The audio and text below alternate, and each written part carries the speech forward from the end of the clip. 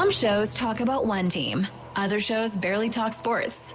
This show will talk Packers, Brewers, and Bucks every day.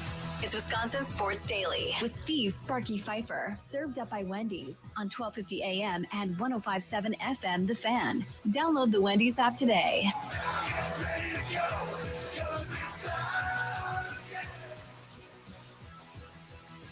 Welcome in. How are we doing here on a Monday? A green and gold Monday. Yeah, the Packers lost. I know they lost. It's all right. It's all right. We are going to get through this. Yes, we will. Is it okay if I say I'm really, really happy? What are you really, really happy about, Sparky? I think that changes things. What am I really, really happy about? Yeah. Dude, man, like, yo, I'm sure you understand. But to be sitting here at 2 o'clock as we've been local since 6 a.m.,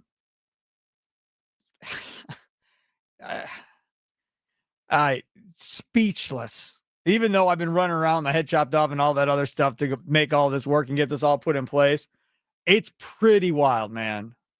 To think of where the station was in August of 22 when essentially everything was taken away, to now be back in full force with a really, really good lineup with Inside Wisconsin Sports, with Trevor Thomas and Josh Albrecht. That was a good show this morning. They're going to be very entertaining and funny and knowledgeable and passionate and all that fun stuff every morning, 6 to 9.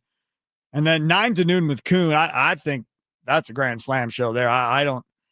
If that thing doesn't blow everybody out of the water in this market, as far as everybody competing against them, I don't know what else it will take, because John Kuhn, Rami Makloff, Brandon Snide, those three dudes are locked in and really, really good at what they do and know what they do, all with a bunch of radio experience too. So that's going to be a home run show. Really like listening to those guys.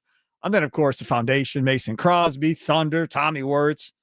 I've always loved those three. So that's fun. And then, it's us. And then 5 to 6, more local fan post-game show with Tommy Wirtz, because that dude doesn't ever go home. He's been here since last night. He is on 5 to 6, getting you ready for what maybe you missed during the day, playing the hits from earlier in the day on all the shows and giving you his 2 cents on the different things that happen, and playing some clips from all the different shows from 5 to 6 each day, Monday through Friday. Then we got the leadoff show still to come later tonight at 7:30, hosted by Tommy Wirtz. He'll be here doing that too. And then maybe he'll get to go home and go to sleep after that for a little while. So MVP of the station, Tommy Wirtz. Right, Charlie? I don't know if he'll even go home.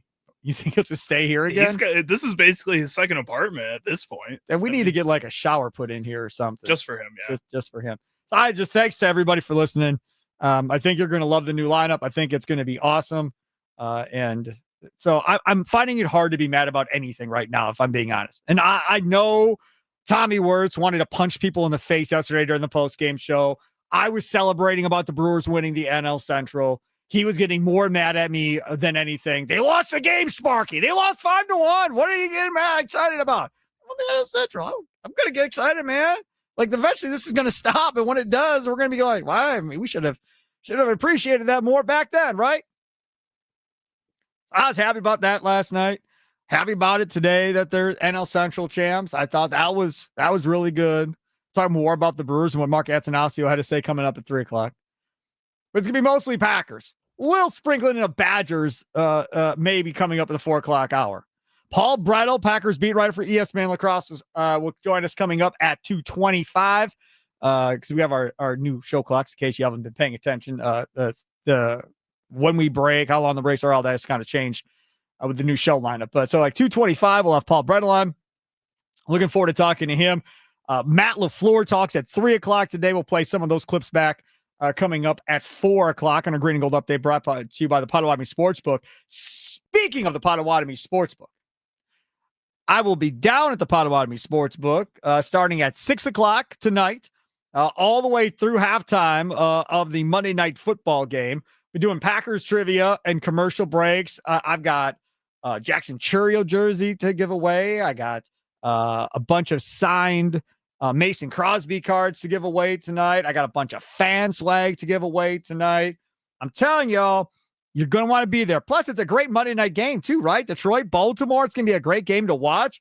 Plus, you can come down, hang out. We'll talk Brewers, Packers, Bucks, Badgers. I'll talk whatever you want to talk. And then commercial breaks. We'll do some trivia throughout. We'll do a bunch of trivia before the game starts. So come on out and hang with me tonight. Potawatomi Sportsbook. Starting around 6 o'clock or so, we'll start doing trivia. It's going to be a lot of fun. Go to potawatomi.com/sportsbook. Maybe you want to reserve that seat because I'm guessing for Monday Night Football tonight, it's going to be packed. So, again, check it out. potawatomi.com/sportsbook. I'll tell you what else I really enjoyed from earlier today.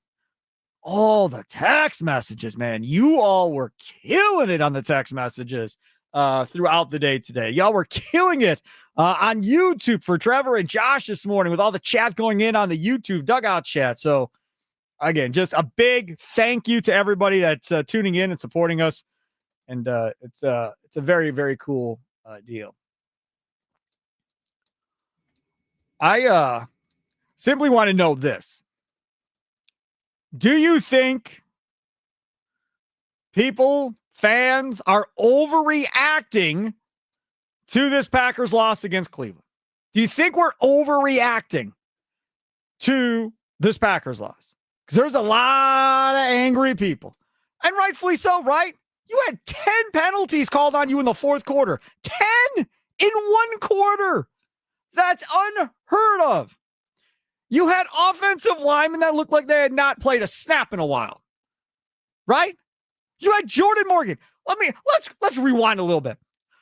Friday, Charlie and I were having this conversation about play Zach Tom or not. Play Aaron Banks or not. We were talking about this all last week. And we'll get more into that as well, coming up as well at 2:40. And I was saying, absolutely not. I'm not playing him. No. But then I said to Charlie, what if Banks plays and Zach Tom doesn't? Could Jordan Morgan go to right tackle? And Charlie went, no, they're not going to do that. It's completely different. Play the right side and the left side. He's been sitting on the left side. Oh, okay, Charlie, sounds good. Then the game starts. Zach Tom, down he goes after one play, literally one play, right? Off he goes. Here comes Jordan Morgan at right tackle. And the dude, I don't know, couldn't figure out Jordan Love's cadence, didn't know snap count. I don't know what his deal was, but he kept jumping and false starting left and right. And when he wasn't jumping and false starting, he was having all kinds of problems out there at right tackle protecting anybody. Then Aaron Banks doesn't come back. He gets hurt later in the game. And instead of leading Jordan Morgan at right tackle, they go, dude, let's change your footwork again mid-game. Let's move you over to left guard and see what you do at left guard. And again, I ask, you signed a dude from Philly in Kennard, and you went back to the youngster in Belton and put him back out at right tackle again instead of going to the vet. And then Elton Jenkins may have had one of his worst games of his career, possibly. He was also an issue at center. Rasheed Walker, multiple flags on Rasheed Walker. Who did you not hear of anything of the whole game? Sean Ryan. Somebody should buy that dude a couple Frosty Fusions, right? Get him hooked up with one of those like triple cheeseburgers from Wendy's. Like, take care of Sean Ryan. He was literally the only one that wasn't a train wreck, or at least I don't think. Now, once everybody starts watching all 22 and doing all that, maybe everybody's mind will change. But by God, are people overreacting to this Packers loss versus Cleveland? Nicolay Law Fan Talking text line 414-677-1250, 414-677-1250. Tweet us. As well, Facebook at The Fan Milwaukee. You can also sound off with a recorded voice message on the Odyssey app, and we can play those back throughout the show, too. Let's start off with Matt in Madison. You're first up here on The Fan. What's up, Matt? Hey, Sparky. Number one, I want to say I love the show. Thanks. But my question is, as a Wisconsin sports fan, was yesterday a good day or a bad day? The Brewers lost, the Packers lost, the Badgers the day before got blown out by a team that in a game they were favored heavily.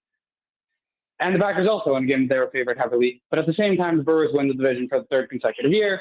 after being down by like, I don't know what it was, 10 games or whatever earlier in the season.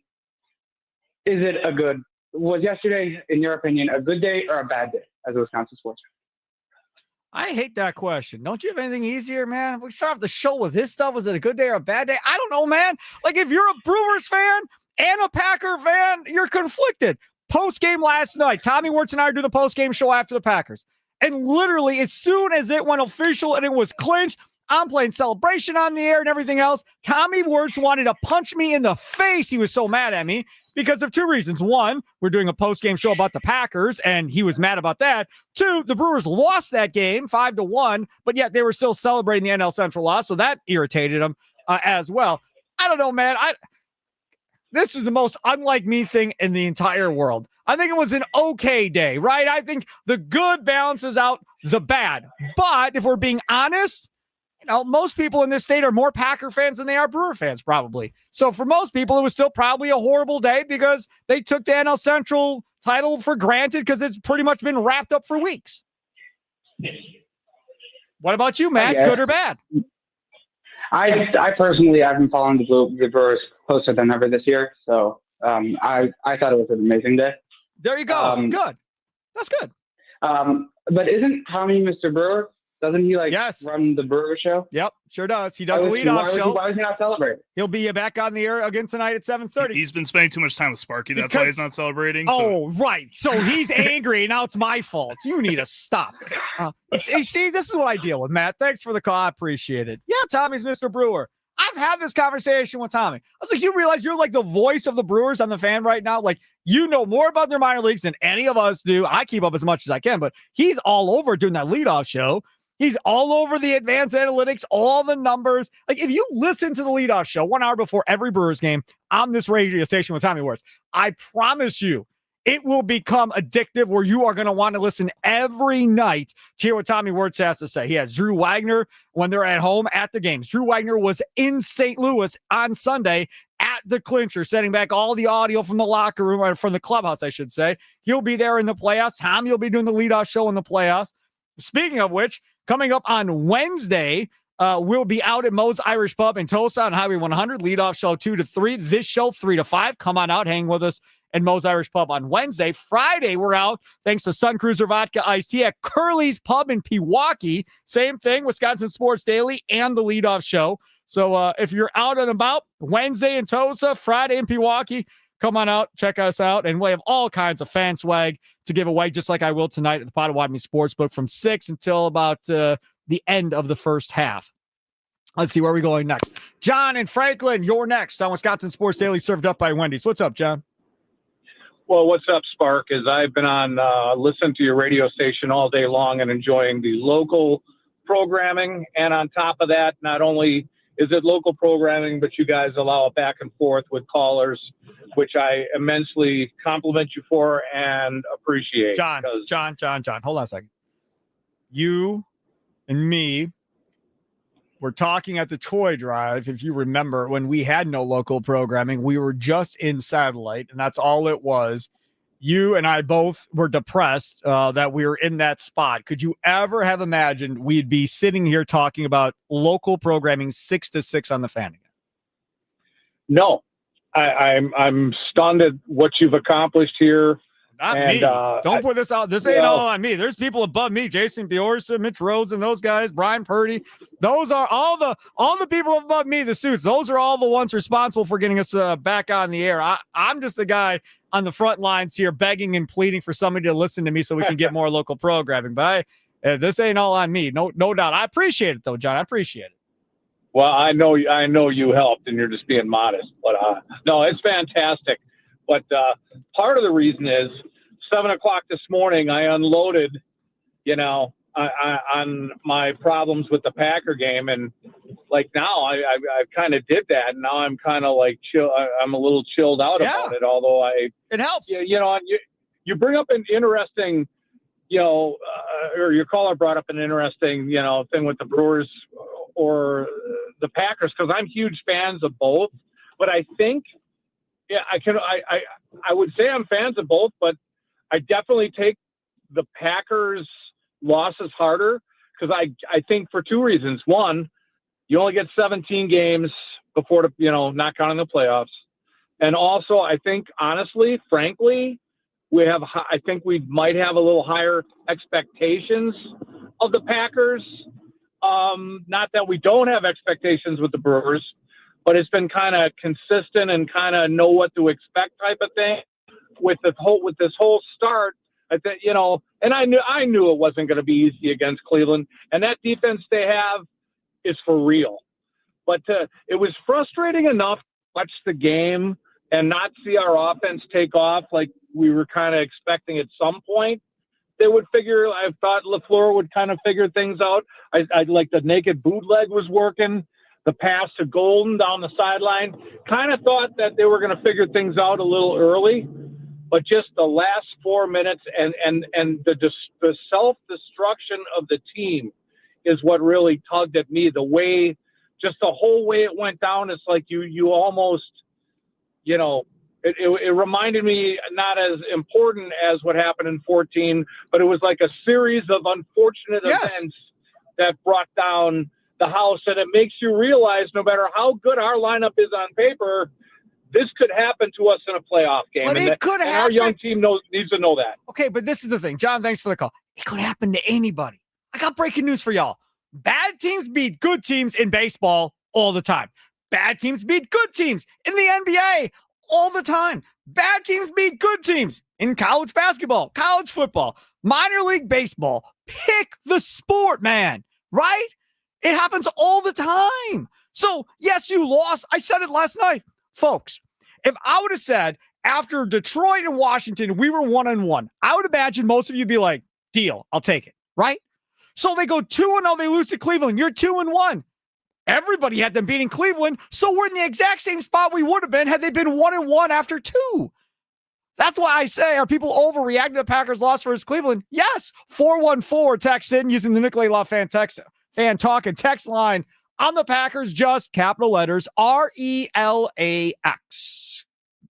The Aaron Rodgers relax thing. I would tend to agree with that as well. Let's go to Trell, North Side. You're next on the Wisconsin Sports Daily Show, served up by Wendy's. What's up, Trell? No. Not letting you off the hook like that. Oh, Lord. You it blow was your going gears so well, on Trell. It was going so well. No, you blow your gears on certain stuff. I got to blow my gears because I've seen too much Packers football. And one thing I want to say, Matt LaFleur is an excellent coach. I love Matt LaFleur. There's no way I'm saying that he should be going or anything like that. But what I'm going to say is that he's got to find a way how to manage the game when things aren't going well. And it can't be to panic, or it can't be to get super conservative where we're just trying to get through the game and hope we pull it out or we should be able to win it. That's the first thing. Second thing, Jordan Love is starting to get that heat now, and I think it's warranted. And I think that he's going to have to answer that call in a big game. And I think the pressure is mounting from him to either overcome or triumph or either wilt because he's shown that in pressurized situations that he hasn't always made the best decisions. So that's something else that's purring. The third thing, is this offensive line, is this just something that's a one-off? Or is this what we can expect to see anytime we play a really good defensive front? I don't have an answer because you didn't have your starting five. I know. So I say that's something that we can look for. The thing that I want to make a statement about is this defense. Even though we're playing the Cleveland Browns, we're not going to lose a game because of that defense all year. I can tell you that. So I'll go on record right now. I don't believe, unless there's a major injury or something happens, if this defense stays as constructed as it is right now, we will not lose a game because of them. They are that good. And lastly, Sparky, I hope I'm not crying. I've seen some things. That special team, I hope that was just a one-off in the era. Man, that field goal. I see one more blocked field goal. Well, hold on. That field goal, that first field goal they had, McCarron on the radio was like, that was awfully close. That was a little worrisome. The first field goal, it was Fitzpatrick out there. So do you know what Bisaccia did? We ain't doing that again. That was too close. So then he put Tucker Kraft out there. That was his only special team snap the entire game. And he put him out there on the left side. So they've got to Wow. figure out that spot right there specifically going forward. Thanks for the call, Trail. Yeah, no doubt. 262, I see your text message. It's like 3 text messages. I'll get to that. I'll read it for Paul Bretl, see what he thinks. Paul Bretl, Packers beat writer for ESPN Lacrosse, comes up next. It's Wisconsin Sports Daily, served up by Wendy's, live from the 1250 AM at 105.7 FM, the Fan Studios, powered by the Potawatomi Sportsbook. Time for your fan weather forecast. 73 degrees, partly cloudy skies. Already had some rain, more rain in the forecast for later tonight, a low of 62.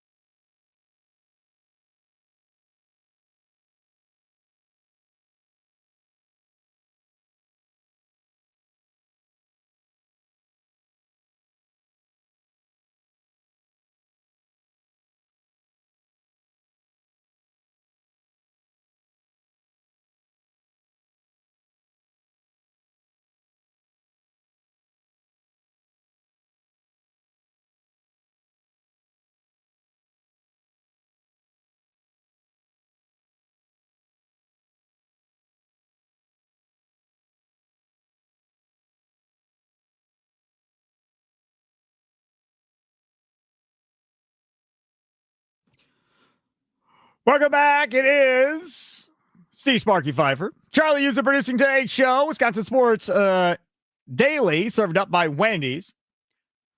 Thanks for tuning in. Thanks to everybody for listening all day long. Again, brand new lineup, 6A to 6B inside Wisconsin Sports with Trevor Thomas and Josh Albrecht. Weekday morning, 6 to 9, 9 to noon with Kuhn. Former Packer fullback John Kuhn. Rami Makloff, longtime host here on The Fan, longtime radio producer and host. Brandon Snide, you know him from Locked On Brewers and Locked On Packers podcast. So those three doing that show. And then it's noon to 2, Mason Crosby show with Mitch Leonard Ellis, brought to you by Verizon. And then this show, 2 to 5. And then, of course, 5 to 6, the Fan post-game show. That's going to be where you're going to want to be, 5 to 6, man, because Tommy Wart's going to pick his best clips from the day on all the different shows, play a few minutes of it, and then react and give his spin on things.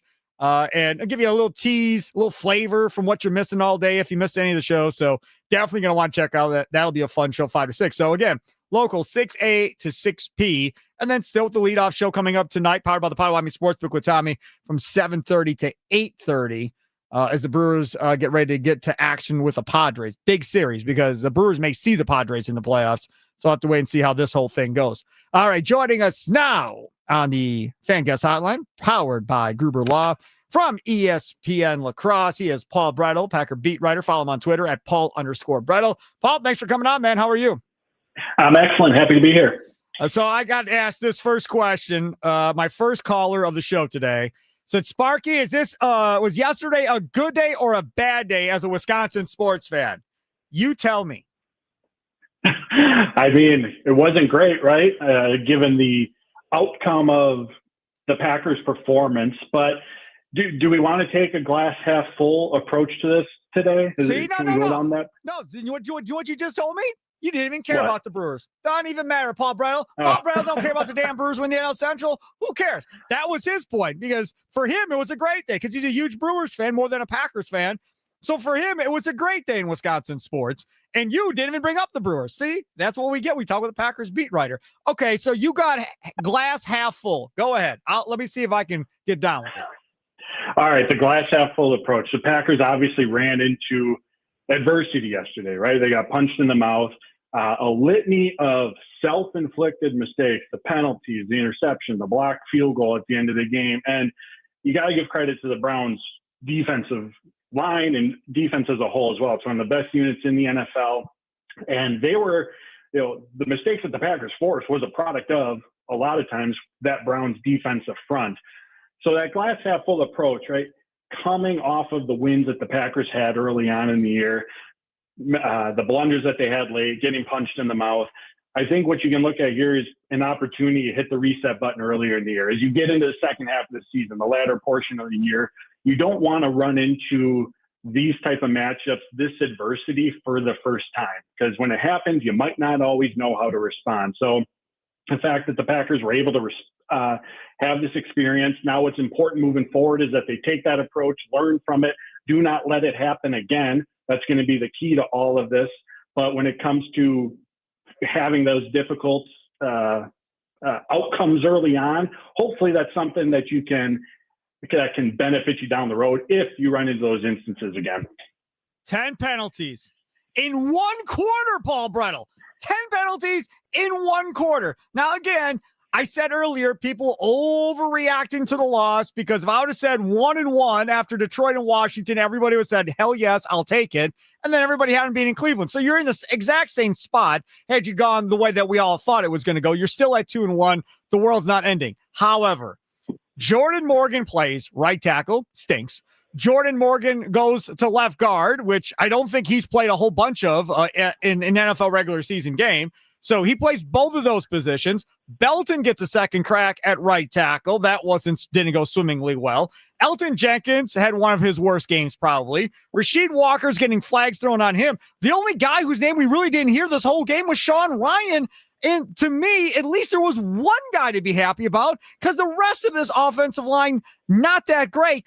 But with Matt LaFleur scheduled to talk here at 3:00, but I ask you, how much more do we really think we're going to see these same five guys on the field together? I mean, I think this is going to be the configuration, or this is going to be the group of five for the time being, until we learn more about the extent of Zach Tom's injury and Aaron Banks' injury as well. But you're correct. The play of the offensive line is where everything went wrong yesterday. I mean, Jordan Love was under pressure on 42% of his dropbacks. The running game averaged under 3 yards per rush. I mean, that's an incredibly difficult way to live when you're constantly in second and long, third and long, these predictable passing situations, plays into the pass rush's hands. They can pin their ears back. They can get off the ball and go get the quarterback.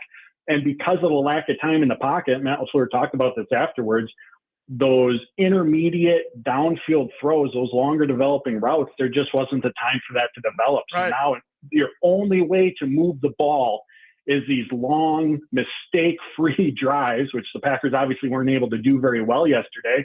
But even if they were, that's a very tough way to consistently move the ball and put up points.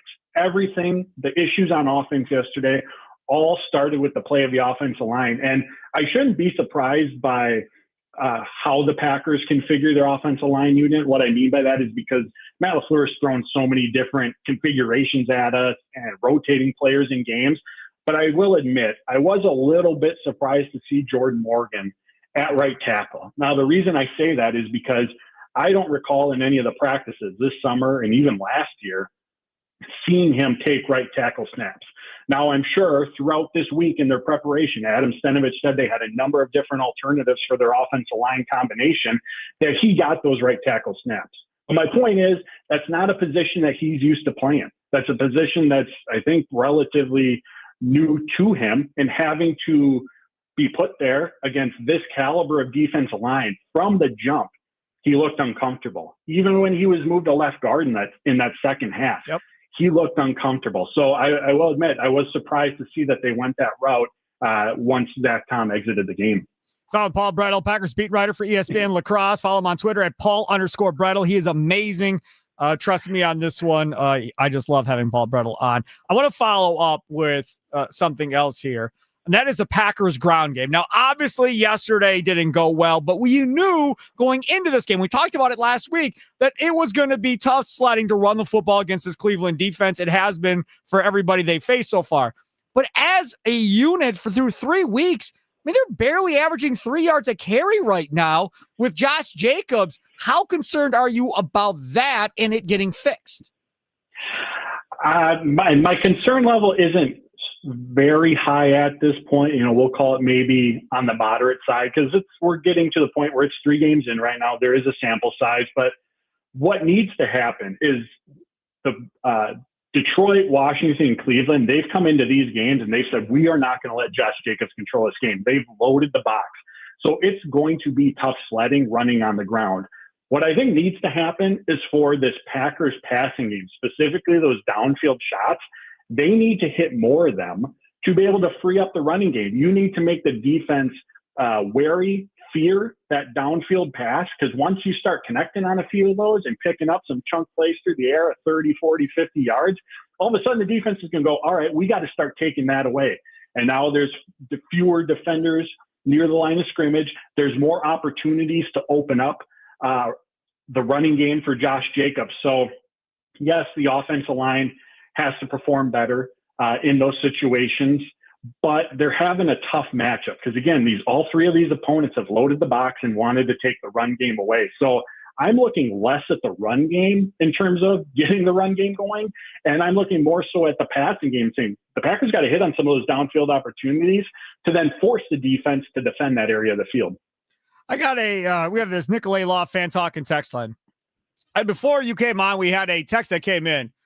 And I said, I'm going to hold on to this and I'm going to read it for Paul Bretl. I'm going to read this word for word. Okay. It's a little mean, but I'm going to read it word for word. It's not about you though. Don't worry. This is from the 262. The play call and the fact that Love actually threw the pass was equal to the TJ Rubley play. Oddly enough, this wasn't just the stupid idiot backup quarterback being dumb. Somehow the coaching staff sent this play in and Love was awful enough to actually throw the ball. Multiple levels of moronic activity on just that play from the 262. With that being said, I'll let you have the floor. I I'm not even sure where to go with this one. I guess what I'll say is the Packers have supreme confidence in Jordan Love to go and be that guy, to be able to convert that first down, to be able to make that play for them in that clutch moment. And it's in, I think, Matt LaFleur's nature as the head coach to, right, seize control of the opportunity. Because if that's a completion, if the Packers pick up the first down, right, they're in a prime position to then, run the clock out or get close Did he to just that point. run? Did he run the wrong route? Like, I feel like he thought that he was going to cut that about 2 yards sooner than he did. Yeah, the way it was described by Matt LaFleur and Jordan Love was that they thought that the safety was going to continue to run with the crossing pass catcher, and instead he dropped off into that throwing lane where Jordan Love was looking. So Matt LaFleur took the blame for the play call. Jordan Love also said that he's seen that look before. He needs to know that defender's going to be there. So, right, it's a combination of things. We can hindsight 2020 look at and wonder why the Packers just didn't run the ball, even if they don't get it. The first down, that situation takes time off the clock or burns a timeout. And it's also a play that Jordan Love, as he admitted, is one where he should have known that the defender was going to be there, right? It just comes down to the execution wasn't there. And unfortunately for the Packers offense, for much of the day, it wasn't there either. Solid Paul Bretl, Packers beat writer for ESPN Lacrosse, getting ready to cover the Matt LaFleur presser coming up here in about 20 minutes. We'll play clips of that coming up for you here at 4 o'clock when we do our Green and Gold update brought to you by the Potawatomi Sportsbook. Paul, I have one last one for you, and it does concern Jordan Love, and we're going to do this topic as well coming up at 3:20. Jordan Love's numbers when under pressure, not so good so far this year. And I wonder whether or not that is something that changes with experience, whether or not that's something that is learned, or whether or not that's something you either have or you don't have. That's a good question. I think it's one of those things where he's shown us in the past that under duress, he can hang in the pocket and he can make those big throws. But, for whatever reason, these first couple games, the efficiency hasn't been there. And I use efficiency as a loose term, right? Because under pressure, every quarterback's numbers are going to dip compared to when they're in a clean pocket. But I think a lot of it too is just the nature of where the offense is on the field. Again, because they're not necessarily having the run game to lean on. There's a lot of these long down and distance situations. This isn't just the Browns game. This is the Washington and Detroit game too. It's why the offense in those first two games, even though they were wins, they had those lulls. It's because there's a lot of obvious passing situations. And now when you're under duress, there's pressure coming in on you. You're not able to operate within the timing and the rhythm of the play. And you're also in 2nd and 8, 3rd and 10 situations. It's just going to magnify the difficulty of an already challenging situation. So I think a lot of it starts with getting into more friendly down and distance situations, especially in those 2nd and 3rd downs, and handling the pressure when it's 2nd and 3 and it's a quick completion to the flat or a dump off and you pick up the first down and move the chains. I think that can be something that really helps out Jordan Love in those situations. There he is, Paul Bretl, Packers beat writer, ESPN Lacrosse. Follow him on Twitter at Paul_Bretl. Paul, thanks so much for coming on, man. I appreciate it. Appreciate it, Sparky. Take care. There he is, Paul Bretl on Fan Guest Hotline, powered by Gruber Law. One call. That's all. Let's talk all about our friends over there at Wendy's. Mornings can all start to feel the same. So if you're looking for a fresh wake-up call, look no further than Wendy's Breakfast. Try a breakfast Baconator with fresh cracked eggs and crispy bacon, a grilled sausage breakfast burrito, or maybe even a honey buddy. Don't even think about sleeping on Wendy's seasoned potatoes and English muffin sandwiches. Doesn't matter what you go for, it's gonna change your life. All right, well, at least got to freshen up your morning. Ready for a fresh wake-up call? It has to be Wendy's. Got a whole bunch more text messages coming in. The Nicolay Love Fan Talk and text. I will get to some of those. 414-677-1250. 414-677-1250. Got people chatting away in the dugout chat on YouTube. We'll get to those. And we're going to talk about what is happening with this Packers training staff rushing dudes back. That's next on Wisconsin Sports Daily, served up by Wendy's, live from the 1250 AM, 105.7 FM, The Fan Studios, powered by the Potawatomi Sportsbook. Sparky here.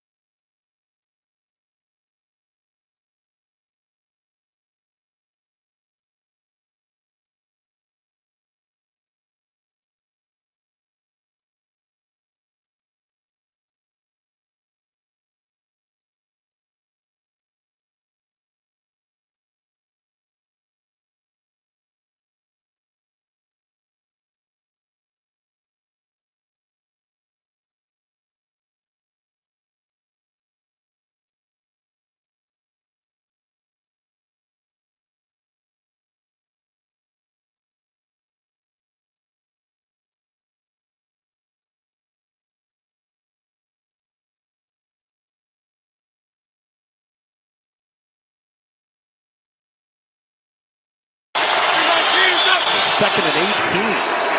It's Jacobs. Jacobs across the 30, breaking free. Jacobs with a first down and more into Cleveland territory. All the way down to the 48, 31 yards down that left sideline. I will give credit to the Packers coaching staff, highlight courtesy of Fox. I'll give credit to the Packers coaching staff. They couldn't get Josh Jacobs to rush for more than 2 yards per carry in this game. So they decided, well, if we can't get him going that way, we have to get his hands on the ball in some space, see what he can do there. So they started to throw the ball more to him. I don't think it's something where you want to go forward with Josh Jacobs leading your team with number of catches, right? He had 5 receptions. Nobody else had 5 receptions. I don't want Josh Jacobs leading my team in receptions at this point. You would have thought Tucker Kraft might have had more love in this game. Matthew Golden gets the first ball of the game, has some jet sweeps with Golden. He had the one big play with Matthew Golden as well. I would have thought maybe Matthew Golden would have had more balls thrown their way.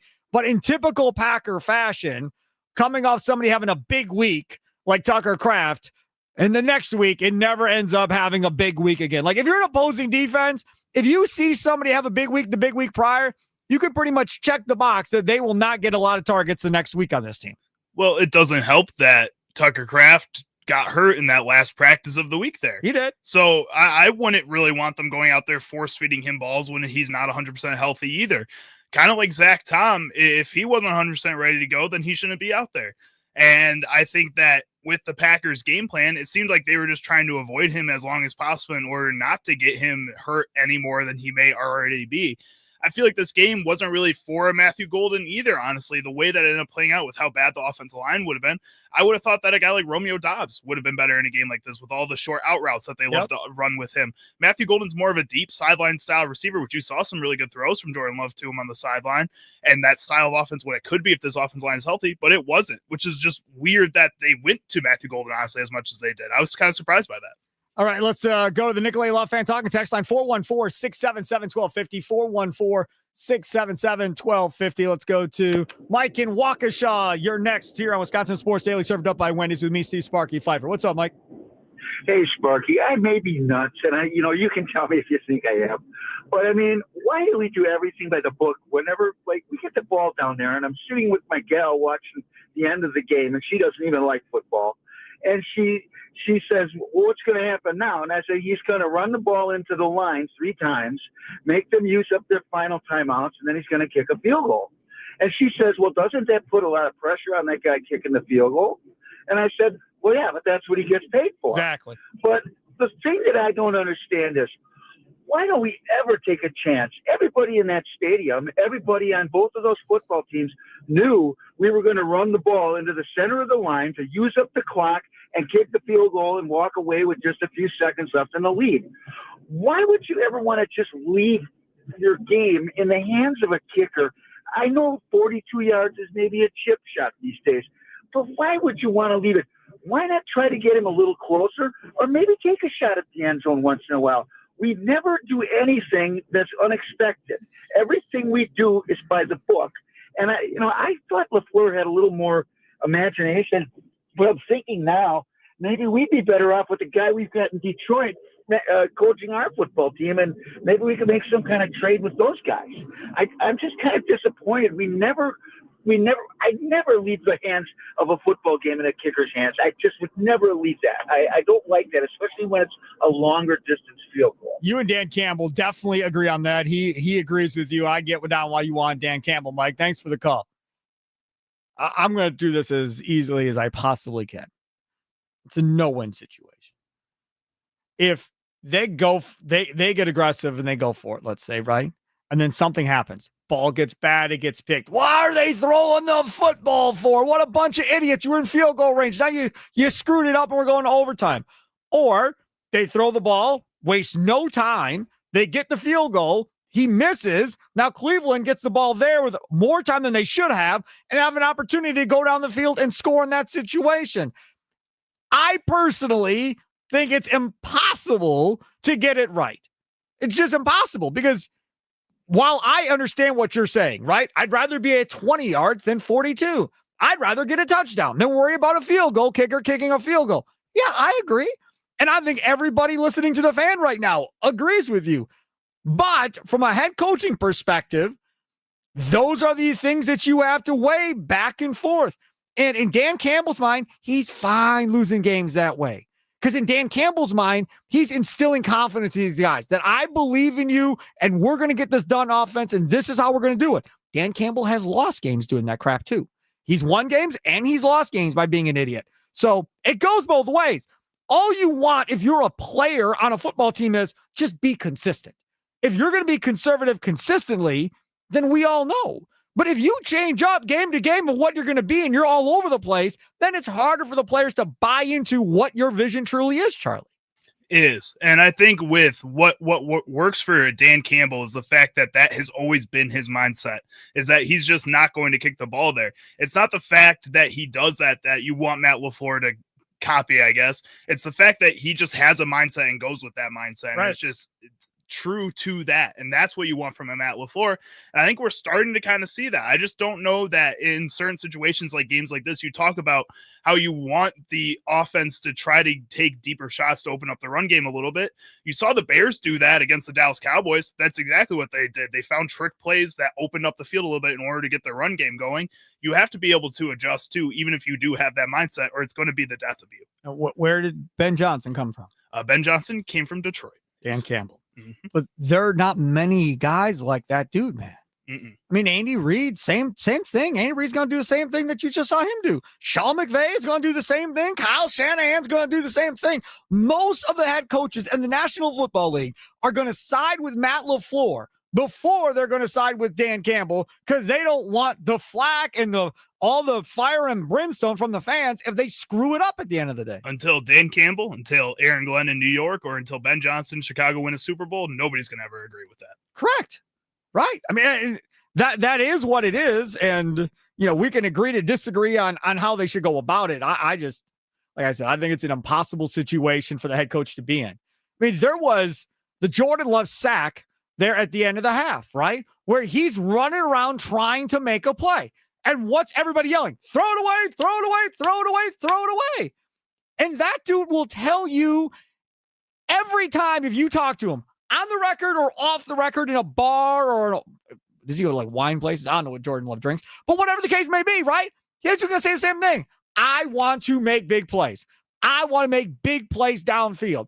That's who he is. That's the Brett part of him, right? So sometimes that's going to happen where he's going to lose a ton of yards trying to force the ball downfield.